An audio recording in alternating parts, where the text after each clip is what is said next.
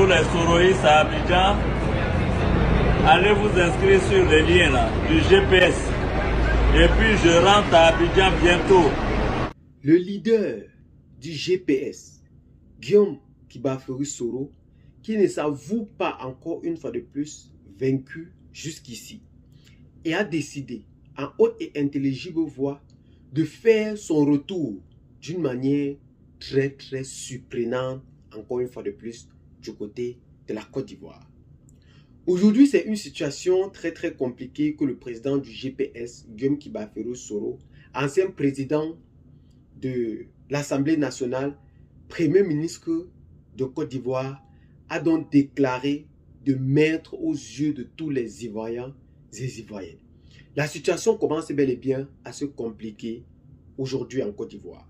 Et le leader du GPS a décidé de lier la parole à l'acte. En effet, le président de Génération du Peuple solidaire de Côte d'Ivoire a décidé, dans un comité bel et bien, de présenter ses vœux de nouvel an au peuple ivoirien. Mais, dans ses propos, il a tenu de mots que plusieurs Ivoiriens aujourd'hui ont laissé cela passer comme rien du tout. Mais je m'en vais vous souligner, en effet, quelques petites lignes qui doivent attirer réellement votre attention par rapport au retour probable et même triomphal de l'ancien président de l'Assemblée nationale, Guillaume Kibaferi Soro, en Côte d'Ivoire. Pour cela, je vous laisse d'abord écouter ce petit extrait et on en revient. J'ai eu un privilège inénarrable de servir mon pays au plus haut niveau, avec toute ma passion, ma force, ma conviction. Cela est une expérience qui m'a permis de connaître intimement le fonctionnement de l'appareil étatique et de me frotter aux mécanismes de son exercice harmonieux. Aujourd'hui, je suis prêt, dès demain, à servir mon pays au plus haut niveau. Pour ce faire, j'ai élaboré un programme de gouvernement, un projet de société que je tiendrai à l'occasion à la disposition de la Côte d'Ivoire.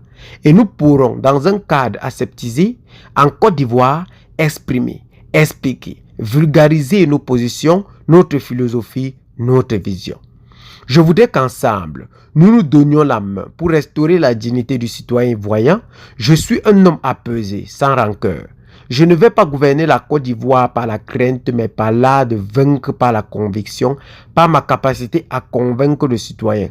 Je veux par le dialogue, le discours, les actes, aller convaincre celui qui est réticent pour lui dire « Nous sommes des Ivoiriens ». Que nous n'avons pas d'autre alternative que de nous mettre ensemble et mutuellement nous accorder le pardon les uns les autres.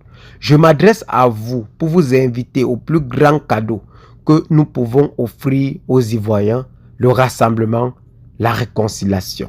Si vous avez bien écouté cet extrait, le président du GPS, jusqu'ici ou à l'heure que nous parlons, ne s'est pas encore dit vaincu à l'élection présidentielle de 2025, aujourd'hui très proche, à 10 mois de cette élection.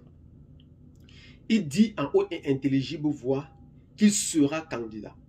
Il a même appelé ses partisans à s'inscrire massivement aux listes électorales et à se préparer à un retour plus que déterminant en Côte d'Ivoire. Ceci a fait beaucoup mouche, a fait beaucoup de bruit sur le sol ivoirien.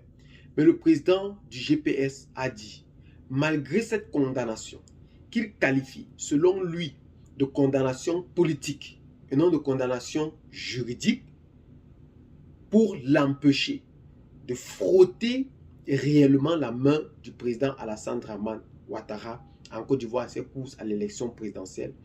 Ce dernier pense qu'il est plus que temps.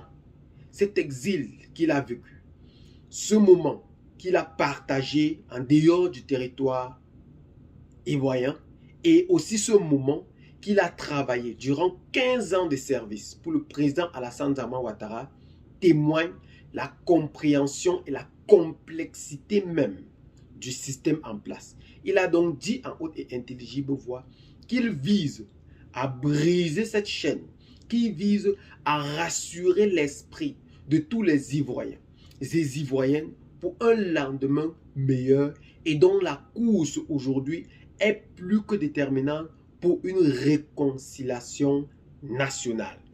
La réconciliation nationale qui porte en cœur de son projet vient encore une fois de plus d'être étalée au grand jour, comme avait dit le président du PPACI, Laurent Gbagbo. La situation aussi pour Laurent Gbagbo du côté de la Côte d'Ivoire n'est pas toujours claire. Laurent Gbagbo a réuni aujourd'hui ses lieutenants du comité pour parler en effet de cette élection présidentielle qui approche à grands pas du côté de la Côte d'Ivoire. Nous sommes aujourd'hui déjà à presque 10 mois de l'élection présidentielle et le PPACI n'est pas toujours sur les listes électorales. S'étant rapproché du FPI d'Affinguessan pour trouver enfin une solution probable pour une course à la présidentielle, Affinguessan a déclaré qu'il reste aujourd'hui ouvert pour tout rapprochement entre les deux partis. Mais il a rappelé, en tout état de cause, qu'il reste encore et toujours le leader de la course à la présidentielle de 2025 devant Alassane Dramane Ouattara. Mais nous savons bel et bien que les deux personnalités publiques pouvant réellement affronter d'une manière politique Alassane Dramane Ouattara en Côte d'Ivoire n'est rien d'autre que Guillaume Kibaferou Soro et Laurent Gbagbo, ancien président de la République de Côte d'Ivoire. Nous connaissons que si jamais cette élection se passe ainsi, peut-être, entre guillemets, cela ne serait qu'une mission accomplie pour Alassane Dramane Ouattara. Nous aurons beaucoup aimé que si jamais Alassane Dramane Ouattara est un homme juste, est un homme de cœur, il pourrait laisser ses accusations, comme il a toujours prôné une réconciliation nationale, pour donner aux yeux du monde cette appellation, pour montrer aux Ivoiriens et Ivoiriennes que c'est le jour de la réconciliation et donner cette grâce présidentielle à ces deux personnalités publiques. Là, on verra réellement la puissance de frappe de ce dernier à cette élection présidentielle de 2025. Eh bien les amis, qu'est-ce que vous en pensez particulièrement face à ces situations très brouillantes que vit aujourd'hui la Côte d'Ivoire? Laissez donc massivement vos commentaires, abonnez-vous à la chaîne si ce n'est pas encore fait, partagez la vidéo avec les amis si vous l'avez trouvée intéressante et à très bientôt pour de nouvelles vidéos. Ciao, bye bye.